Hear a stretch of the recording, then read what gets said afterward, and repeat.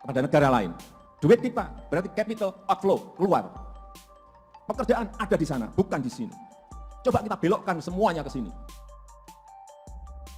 Barang yang kita beli barang dalam negeri.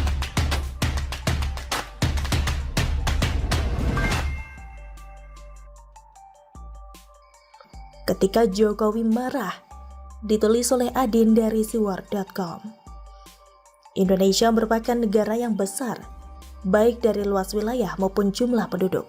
Potensi besar dimiliki oleh bangsa Indonesia untuk terus melangkah menjadi negara maju. Menurut Presiden Jokowi, Indonesia telah tertinggal jauh dari negara lain. Jangankan untuk teknologi, pembangunan jalan pun sudah tertinggal jauh. Oleh karena itu, di era pemerintahan Jokowi secara masif terus membangun jalan tol di seluruh wilayah Indonesia. Manfaatnya terasa oleh masyarakat karena mobilisasi menjadi lebih lancar. Presiden Jokowi merupakan orang yang gila kerja dengan visi dan misinya yang jelas. Para pembantu presiden, baik itu para menteri, kepala lembaga dan BUMN, harus bisa menerjemahkan visi dan misi presiden. Salah satu keinginan Jokowi adalah bisa mengembangkan produk-produk dalam negeri.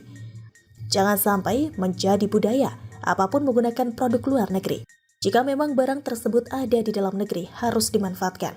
Jangan malah memesan ke luar negeri, karena akan merugikan. Uang akan keluar, pekerjaan di luar, sedangkan di dalam negeri tidak mendapatkan apa-apa.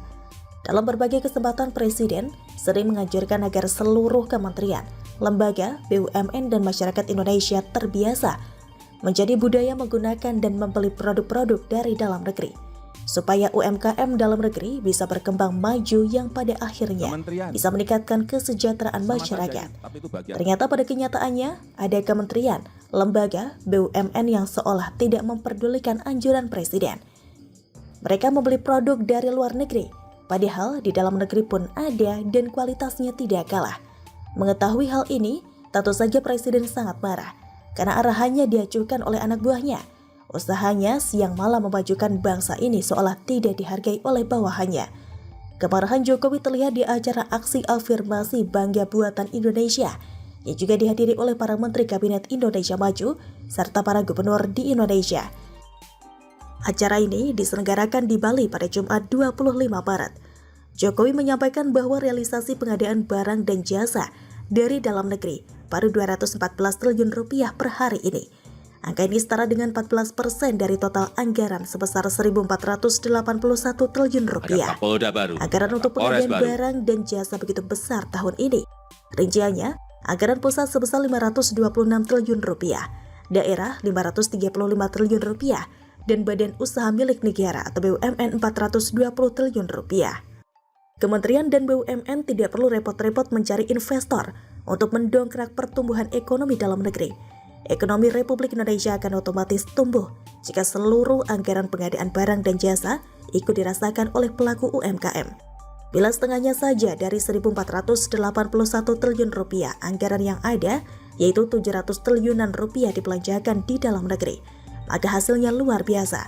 UMKM di berbagai daerah akan mendapatkan pemasukan luar biasa, sehingga usahanya akan semakin berkembang dan bisa meningkatkan daya beli masyarakat.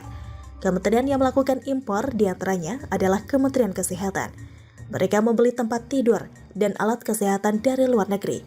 Padahal tempat tidur dan alat kesehatan ada di dalam negeri, seperti di Yogyakarta, Bekasi, dan Tangerang. Tapi mereka malah impor. Kementerian Pertanian mengimpor alat pertanian seperti traktor. Padahal traktor melimpah di dalam negeri. Kementerian Pendidikan pun mengimpor pensil, kertas, pulpen, laptop. Padahal barang-barang ini bisa dibeli di pasar domestik. Entah apa yang ada di pikiran para menteri tersebut. Padahal Presiden sudah jelas instruksinya untuk menggunakan produk-produk dalam negeri. Masyarakat sudah bersusah payah mendirikan perusahaan, membuat produk atau barang. Pemerintah sendiri malah beli ke luar negeri. Kemarahan Jokowi saya kira tepat sekali, supaya mereka yang gemar ngimpor menggunakan barang luar negeri bisa tersentil dan mengubah kebiasaan. Siapa lagi yang akan membeli produk-produk dalam negeri jika bukan kita sendiri? Jika kita ingin membeli produk, ada dua pilihan, produk dalam negeri atau luar negeri. Jika kita menggunakan produk dalam negeri, akan banyak manfaatnya. Pertama, meningkatkan lapangan kerja. Jika banyak produk yang dibeli, artinya permintaan produk tersebut akan meningkat. Untuk memenuhi permintaan yang banyak, produksi harus ditingkatkan dalam jumlah waktu yang tetap sehingga pekerja harus ditambah. Kedua, meningkatkan ekonomi dalam negeri. Saat uang dikeluarkan di dalam negeri atau membeli produk lokal, maka uang tersebut akan bersirkulasi di dalam negeri dan meningkatkan aktivitas ekonomi dalam negeri. Ketiga, meningkatkan kesejahteraan masyarakat. Ekonomi dalam negeri yang meningkat juga bertambahnya lapangan pekerjaan. Tentu saja meningkatkan kesejahteraan masyarakat dalam negeri. Adanya pekerjaan dan peluang bisnis meningkatkan pendapatan masyarakat dan juga mengurangi kesenjangan sosial yang terjadi. Banyaknya manfaat menggunakan produk dalam negeri. Kecintaan terhadap barang dalam negeri harus ditingkatkan.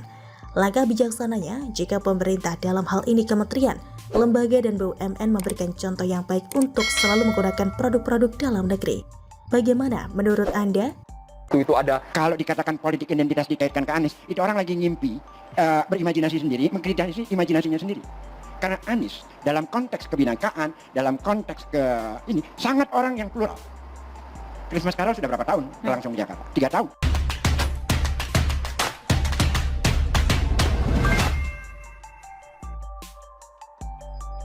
Mulut busuk pejabat DKI Circle Anies Baswedan.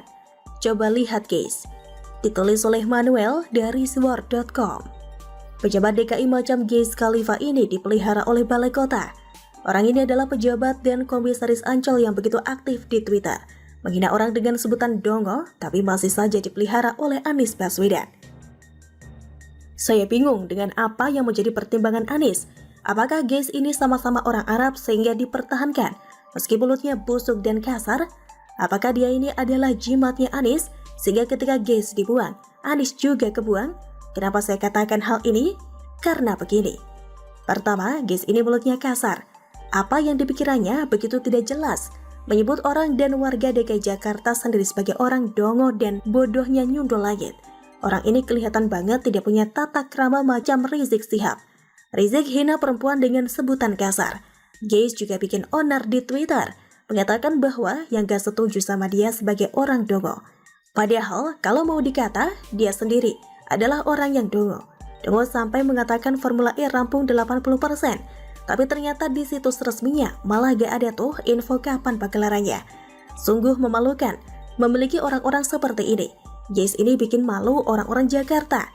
Dia ini duri dalam daging di pemerintahan Anies Baswedan. Tapi ya memang sih mereka cocok, sama-sama orang yang dianggap kurang cerdas.